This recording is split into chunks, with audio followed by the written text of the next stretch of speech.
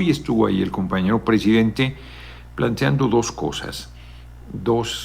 Una de ellas es una deuda que se tiene con los trabajadores y trabajadoras del país. Empiezo por la que no es una deuda, sino es un planteamiento propio del movimiento que asume el compañero presidente, que enviará ahora en febrero, que empieza el periodo ordinario, una iniciativa de reforma constitucional para que el salario mínimo no aumente por debajo de la inflación. Esto es que tenga un aumento real. Tú le das un 5% de aumento y hay 6% de inflación, pues no le estás aumentando nada. Entonces, un aumento verdadero tiene que ir obligadamente por encima de la inflación, por modesto que sea el aumento, y de lo contrario no es aumento. Entonces, al establecerlo en el marco constitucional, ningún gobierno que venga, pues el nuestro no lo haría de ninguna manera, pero si volviera, los gobiernos de la derecha no deberían tolerar, no se debería permitir de ninguna manera, no debería considerarse, no debería anunciarse un aumento salarial que no esté por encima de la inflación, porque estaría violando el marco constitucional y un derecho que ya se había dejado establecido por nuestra revolución sin violencia, que es la Cuarta Transformación. Veo difícil que se opongan el PRI y el PAN a esta iniciativa. Digo, pueden hacerlo, pero me parecería suicida, y más en el contexto de una elección presidencial en unos meses. Entonces, ahora quienes están con la espada contra la espada y la pared es la derecha, porque si votan en contra, están fritos. Y si votan a favor, pues no es una iniciativa de ellos.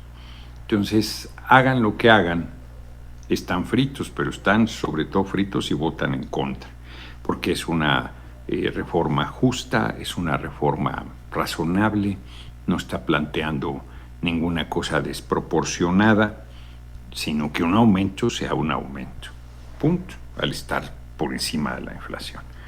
El segundo tema sí es una deuda que no se había podido abordar y que el compañero presidente nos deja ahí un paquetón serio al próximo gobierno que encabezará nuestra compañera Claudia Sheinbaum, que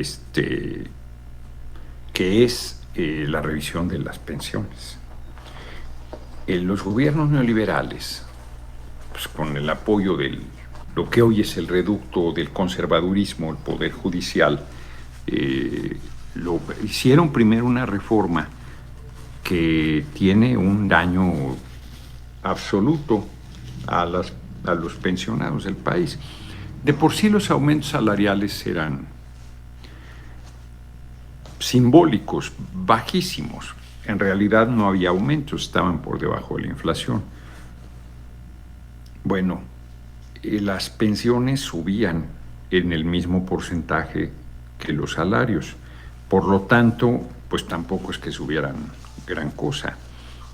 No recuperaban ni siquiera su poder adquisitivo. Pero los neoliberales no se quedaron conformes con eso, sino que cambiaron la ley y en vez de que te pagaran en salarios mínimos la pensión, inventaron una medida que son las UMAS, que están por abajo del salario mínimo. Y de esa forma, fíjense, y las multas y eso que están en salarios mínimos, también las ponen UMAS, que esas ahí les favorecen de manera absoluta. Entonces metieron esa fregadera y de esa forma las pensiones se fueron todavía más abajo de lo que ya de por sí implicaba los modestos aumentos al salario mínimo. Con el actual gobierno de nuestro movimiento que encabeza el compañero presidente López Obrador, pues los aumentos a las pensiones serían altísimos, porque ha habido aumento de más del 100% al salario mínimo. Pero como las pensiones están en UMAS, pues no han tenido esa recuperación. Siguen teniendo un daño muy grande. Los movimientos de pensionados y pensionadas en el país han insistido, no han dejado esa lucha, no han cejado, han insistido en la justicia de su demanda, en el derecho que les corresponde que eso se revise. Y en algún momento el propio compañero presidente planteó, bueno, pues fue una decisión de la Corte que estableció que eran legales las sumas, una de las muchas decisiones del Poder Judicial contrarias a los intereses del pueblo. Se comprometió a ir recuperando el poder adquisitivo, pero no sé si hizo números, no sé cuál sea la situación, pero es muy positivo que haya planteado que presentará una reforma sobre el régimen de pensiones. Y aquí todavía más está, bueno, ahí la oposición puede votar a favor porque sabe que va a perder. Y entonces va a decir pues que se las arreglen estos para ver cómo hacen para pagar las pensiones en condiciones favorables a la gente. Un poco como lo que provocaba de peor manera, porque eso era una provocación absoluta, la de Moreira, que decía, a ver, pues no, déjese de pagar el FOBAPROA, y nos quería poner en una situación muy complicada. Si dices no, estás a favor de los bancos, que era lo que quiso promover y no se lo compró la gente. Y si dices sí, se te venían encima todos los intereses del capital extranjero. Entonces, acá no es así, acá el tema es, bueno, hay una parte que yo no sé si la iniciativa que envíe el compañero presidente va a considerar que es volver al régimen solidario y volver a las pensiones al sector público, que hoy están privatizadas. El ahorro de los trabajadores está en la banca extranjera, no le dan ningún rendimiento en realidad. Le han despojado, para no usar un término más duro, de sus ahorros a los propios trabajadores del país. Se han beneficiado de manera bárbara con ese esquema. Y ese es un pleito fuerte, aparte del de volver a salarios mínimos, porque tienes dos problemas por resolver, ambos muy de gran envergadura. Los recursos para hacer frente a los incrementos a las pensiones y el volver al régimen solidario y por lo tanto recuperar esos recursos que ya no sigan en la banca privada. No sé si esté pensando en esto también. Ya veremos en qué términos presenta la iniciativa. Pero el puro hecho de plantearse el incremento de las pensiones, pues es un acto de justicia y es una medida muy positiva que la gente no puede más que verlo de manera pues, de respaldo.